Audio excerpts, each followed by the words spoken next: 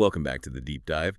Today, we are really getting into the legal reality of using artificial intelligence. Yep, and we're basing this on our analysis of the source. The doc awaits AI use and human liability. And we've all seen the movies, right? This idea of a rogue AI that just goes autonomous. And we're left trying to figure out who to sue. Exactly. It's this convenient fantasy where technology becomes the ultimate scapegoat. But that idea, as fun as it is for Hollywood, it just completely falls apart in a real courtroom. Yeah. The legal system isn't built to, debate whether code is sentient. No.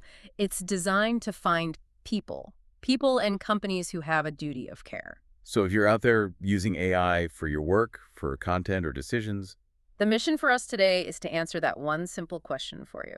If this goes wrong, who actually takes the fall? okay, let's unpack that. Because, some of these generative outputs are so complex, it feels like the law should be struggling here. You'd think so. Shouldn't we need totally new laws for a machine that can write a financial plan? Well, what's so fascinating, and what the paper argues, is that the fundamental legal rule hasn't changed at all.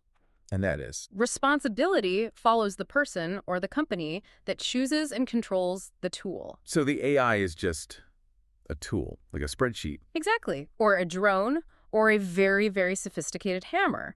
If you swing that hammer and miss, you don't blame the hammer. The fault lies with the user.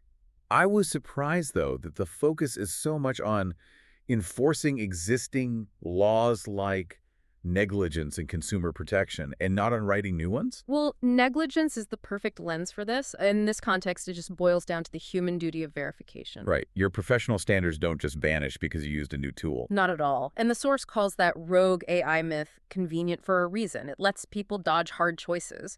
When you hear someone say, the algorithm decided, What they're really saying is, I delegated my judgment. precisely. And delegation is not abdication of responsibility. Let's get into those concrete examples because they really make it clear. Take the professional duty one. We're not talking about a simple calculator error.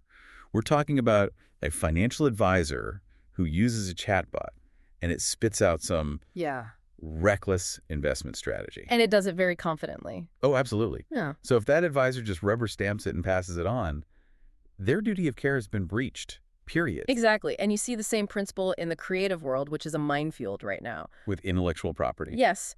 You are responsible for the final output.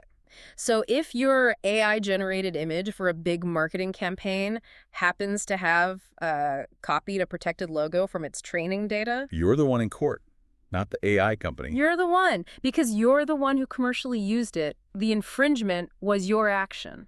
That IP risk is massive.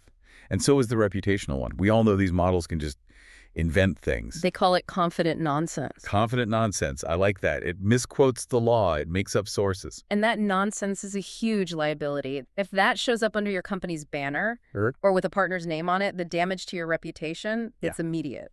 And the AI isn't going to write your public apology. It will not manage the fallout. That is all on you. So if the user is so clearly on the hook, what should policymakers be doing? Does the legal system just get a pass? Not at all. For regulators, the job isn't to invent a whole new legal world. It's about clarifying how existing duties apply here. Especially for smaller businesses, right? The ones without a big legal team. That's the key. The goal isn't to kill innovation. It's to avoid creating this illusion that you can just sort of spread the blame onto the machine. Which means for business leaders, the focus has to shift.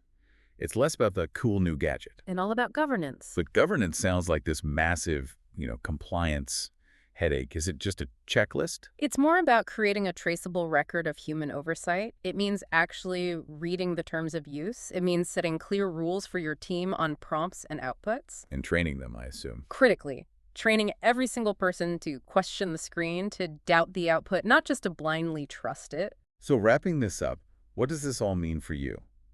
The takeaway seems to be that AI is this incredibly capable, but completely unaccountable tool. Utterly unaccountable. It will not stand up in court and explain itself. It won't pay your damages. It's just an extension of human intent. And that brings us to our final thought for you to consider.